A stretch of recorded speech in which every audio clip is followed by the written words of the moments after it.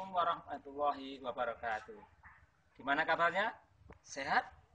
Semangat? Itulah harapan kita semua. Kita berada di rumah bersama keluarga, namun kita tidak melupakan tugas dan kewajiban kita untuk menuntut ilmu. Kita harus banyak-banyak belajar dari hal-hal yang ada di sekitar kita, dengan sarana dan fasilitas yang ada di rumah kita. Nah, kali ini kita akan mereview, mengulang atau mengulas pelajaran-pelajaran di tema 9. Mari kita simak video berikut ini tentang sumber energi alternatif. Yes.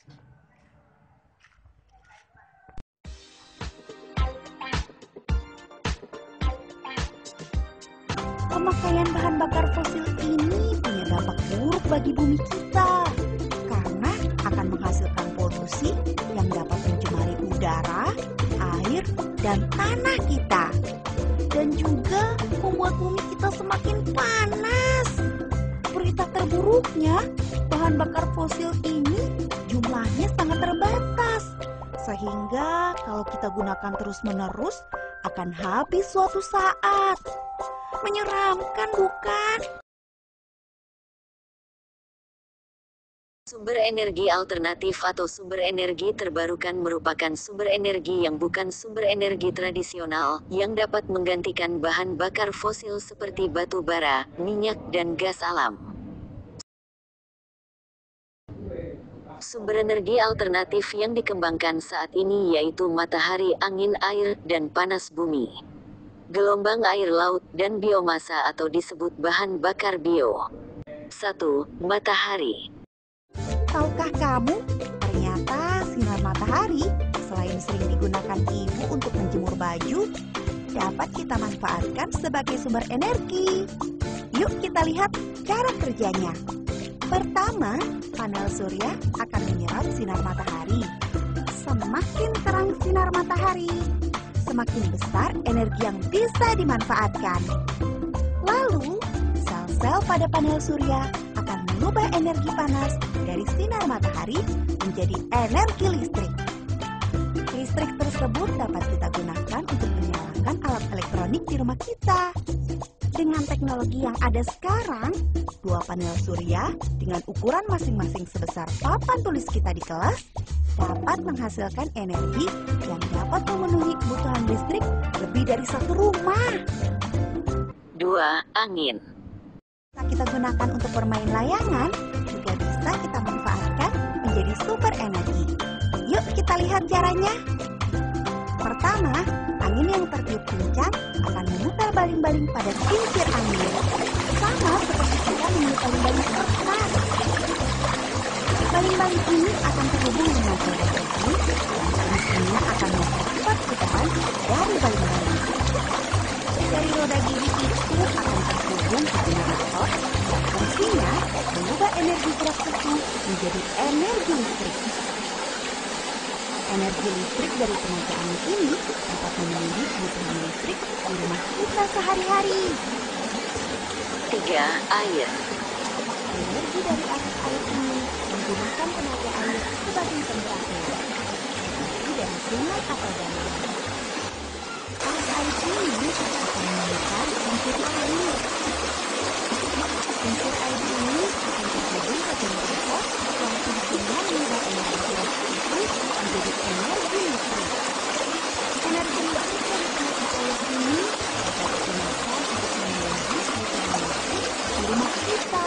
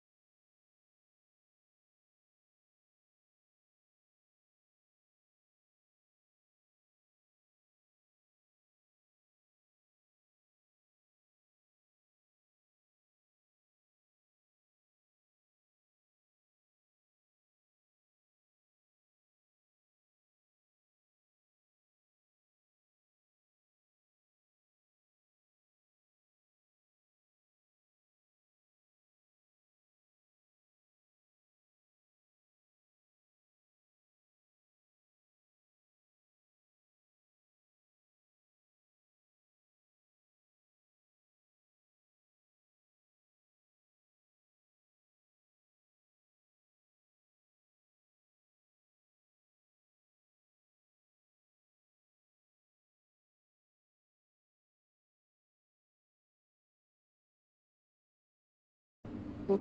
Gelombang air laut. Memanen energi dari lautan. Peneliti Jepang telah menemukan teknologi khusus yang tidak hanya bisa menangkap energi dari gelombang laut, tapi juga membantu melindungi garis pantai. Sebuah tim dari Okinawa berencana untuk menyiapkan turbin pemanen energi di dekat tetrapoda yang merupakan struktur beton yang ditempatkan di sepanjang pantai untuk melemahkan kekuatan gelombang masuk dan mencegah erosi. Turbin memiliki 5 pisau fleksibel yang dimodelkan seperti sirip lumba-lumba. Ini didukung oleh tangkai yang berlabuh ke dasar laut dengan kabel tambat, seperti baling-baling fleksibel dan bisa ditekuk di bagian bawah tekanan. Di dalam kepala turbin ada generator listrik magnet yang mengubah energi gelombang menjadi listrik. Listrik dikirim kembali ke pantai melalui kabel untuk dimasukkan ke dalam grid. Menggunakan turbin hanya pada 1% garis pantai Jepang dapat menghasilkan sekitar 10 gigawatt energi, setara dengan sekitar 10 pembangkit listrik tenaga nuklir. Selain tetrapoda, turbin juga bisa memanfaatkan listrik di dekat terumbu karang. Mereka dibangun agar aman untuk kehidupan laut. Dengan kecepatan pisau dikalibrasi dengan hati-hati, sehingga setiap hewan yang tertangkap di dalamnya dapat lolos tanpa cedera. 5. Panas bumi. Energi panas bumi membangkitkan tenaga yang dapat diandalkan dan hampir tidak mengeluarkan gas-gas rumah kaca sama sekali. Tidak seperti pembangkit listrik lain yang harus membakar batu bara atau minyak bumi, pembangkit tenaga listrik panas bumi memanfaatkan energi alam yang timbul dari sumber panas bumi untuk membangkitkan tenaga listrik guna kebutuhan rumah tangga dan industri. Energi panas bumi seperti air panas yang dididihkan dalam ceret. Kami menyebutnya sebagai konsep ceret. Alih-alih menggunakan kompor untuk mendidihkan air, energi panas bumi menggunakan panas dari dalam bumi. Cara kerjanya seperti ini. Panas alami bumi membentuk sumber daya geotermal atau panas bumi. Panas ini berasal dari batu-batuan yang meleleh disebut magma. Biasanya terdapat di kawasan gunung berapi yang tidak aktif. Magma tersebut terletak jauh di bawah permukaan, dan sumber energi panas itulah yang mendorong pengembangan sumber-sumber panas bumi. Selama ribuan tahun, air hujan merembes melalui celah atau retakan pada permukaan bumi dan mengumpul di reservoir bawah tanah di atas magma.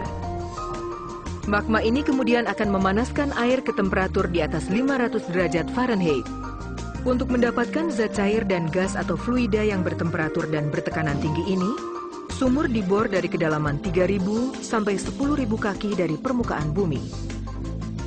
Sumur-sumur produksi tersebut kemudian membawa zat cair panas bumi ke permukaan dan dapat digunakan untuk membangkitkan tenaga listrik. Karena tekanan tinggi dalam reservoir panas bumi, zat cair tersebut akan secara alamiah mengalir ke atas dan melalui fasilitas pengolahan di permukaan. Zat cair panas bumi mengalir melalui wellhead atau kepala sumur dan jaringan pipa sebelum dialirkan ke separator, di mana uap panas dipisahkan dari air panas. Air panas yang dipisahkan disebut brine, kemudian diinjeksikan kembali ke reservoir, lalu akan dipanaskan kembali oleh magma dan akhirnya dimanfaatkan lagi. Inilah yang menjadikan panas bumi sebagai energi terbarukan. Dari separator, uap panas dialirkan ke pembangkit listrik melalui sistem jaringan pipa besar di atas permukaan tanah. Diameter dari jaringan pipa uap panas ini bisa mencapai 4 kaki. Jaringan pipa uap panas diinsulasi untuk mencegah lepasnya panas, karena jaringan pipa ini melintasi daerah sepanjang 3 km atau lebih. Jaringan pipa ini panas sekali dan akan memuai jika diisi uap panas. Oleh karena itu, pada setiap beberapa ratus kaki didesain pipa lingkar pemuaian. Uap panas melalui proses pemurnian terakhir untuk menghilangkan semua kotoran di dalam fasilitas scrubber. Uap panas yang sudah diproses kemudian dialirkan ke pembangkit listrik. Tenaga dan energi uap panas digunakan untuk memutar bilah-bilah turbin. Turbin kemudian memutar poros yang dihubungkan ke pembangkit listrik. Muatan listrik dihasilkan dari putaran magnet di dalam generator. Muatan listrik mengalir melalui kabel tembaga menuju trafo di luar pembangkit. Di dalam trafo, tegangan dinaikkan sebelum listrik dialirkan ke jaringan transmisi PLN Jawa Bali dan kemudian disalurkan ke rumah-rumah dan industri. Dibandingkan dengan sumber tenaga listrik lain, panas bumi merupakan sumber energi yang bersih dan ramah lingkungan, yang membuatnya menjadi salah satu solusi dalam mengatasi dampak pemanasan global dan perubahan iklim. Panas bumi merupakan energi terbarukan, karena dengan pengelolaan yang tepat, sumber panas bumi dapat terus menjadi sumber energi yang dapat diandalkan. Panas bumi mempunyai banyak keunggulan. Panas bumi merupakan sumber energi terbarukan yang dapat diandalkan dan mengurangi ketergantungan terhadap minyak bumi. Pembangkit tenaga listrik panas bumi praktis tidak mengeluarkan emisi gas rumah kaca. Chevron adalah penghasil energi panas bumi terbesar di dunia. Operasi panas bumi Chevron di Indonesia dan Filipina saat ini mempunyai kapasitas untuk membangkitkan lebih dari 1.200 megawatt energi panas bumi yang bersih, andal, dan terbarukan. Kapasitas ini cukup untuk memenuhi kebutuhan jutaan manusia di Indonesia dan Filipina. Sumber-sumber panas bumi merupakan sumber energi penting yang belum banyak dimanfaatkan.